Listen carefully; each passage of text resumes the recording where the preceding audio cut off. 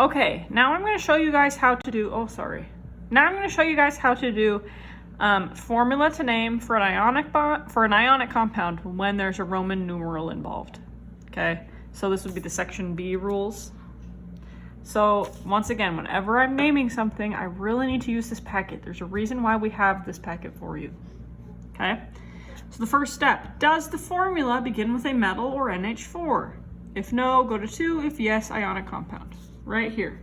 Our formula is PbN2. So Pb is lead, and Pb is right here. It's to the left of the staircase, that black staircase there, which means it is a metal. Okay, so the answer is yes, it is a metal. That means I'm dealing with these rules on this page. It's an ionic compound. Okay, the next question is the metal in column 1, 2, or 13? Or is it NH4 plus, which is ammonium? Okay, Pb is in column 14. So the answer is no, it is not in column 1, 2, or 13. So when the answer is no, I have to do these Roman numerals. I need to go to section B. I put a star here and then a star there to remind myself, hey, this is where I need to go when I answer that question. So here's the rules. First rule is kind of self-explanatory there, not that hard, right? Write the name of the metal. Pb is lead. Okay? Next, we have to find the charge of the metal. So with Roman numerals, we've got to go like that and put the charge right here in there because with transition metals, you don't always know what the charge is going to be, whereas with the representative ones in column 1, 2, and 13, you can make a guess that it's going to be a +1, +2, or +3 charge. Okay, I'm going to skip steps two for a second because it's the hardest step and I want to spend some time on it. So we're going to do this little part right here, but for now I want to move to 3 just so all we have to worry about is that. Okay, then name the non-metal or polyatomic ion just like we did above. So if it's just like sulfur, you'd say sulfide. But if it was like phosphate, then you would actually just say phosphate, one of those polyatomic ions in the back. So in this case, we have nitrogen. That's just going to change to nitride. Again, this side of the paper doesn't tell us we have to do all that di, tri, tetra stuff. So we can literally just write nitride, even though we see that there are 2 N's.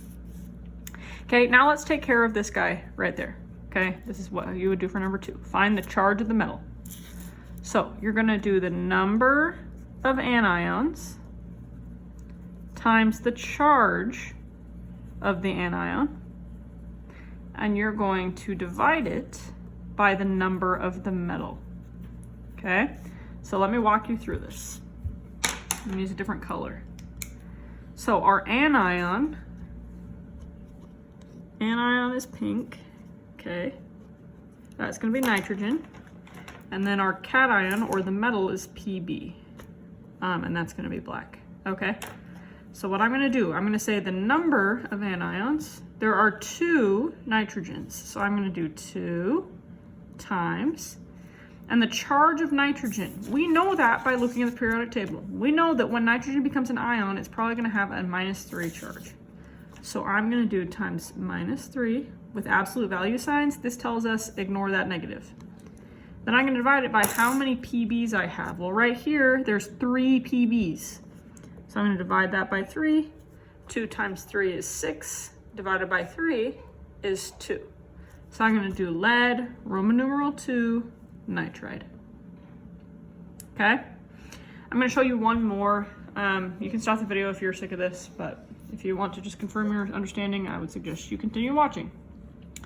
Here's another example, CuSO3 2. Sorry.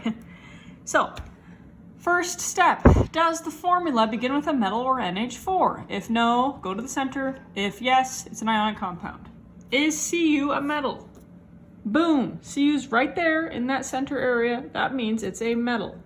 So we know the answer is yes, it's an ionic compound. We got to deal with this page. Okay, next question. Is the metal in column 1, 2, or 13, or is it NH4? Okay, copper's right here. It is in column 11, which means the answer is no to that question. It is not in column 1, 2, or 13.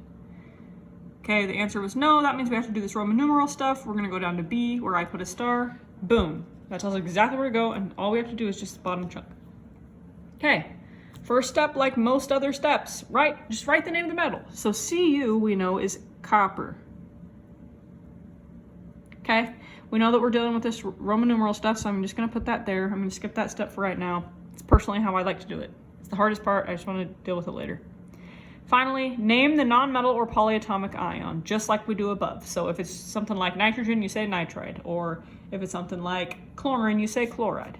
If it's a polyatomic ion from the back of the periodic table, you just say the dude's name, okay? So we have SO3. When you see a chunk like that, you have your metal and then like a chunk of elements, chances are that's gonna be one of those polyatomic ions. So just go to the back of your periodic table. You'll have this on the test. SO3 2 minus, SO3, right? That's what we had, is sulfite. So I'm gonna go ahead and I'm gonna write sulfite right there. Okay, copper blank sulfite.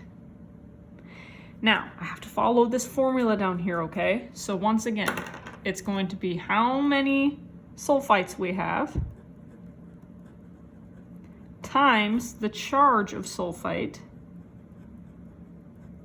and then I'm going to divide it by how many coppers we have. Okay? So I'm going to do, we have 2 sulfites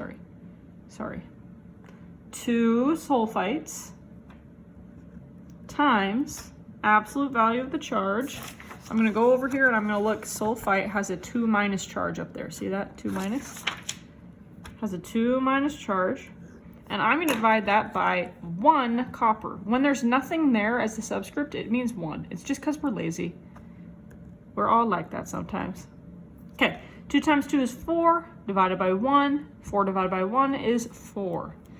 So we need to write 4 right here. You gotta be careful though, you need to use Roman numerals. IV is how you write 4 in Roman numerals. Hopefully this helps you. Again, if you just follow the questions that are on here, it'll give you the roadmap. And then once again, if you're struggling with how to find the charge, you do how many of the second guy in formula times the charge of the second guy. And then you're going to divide all of that by how many of the first guy in formula. Okay, I really truly hope that this helps. Good luck.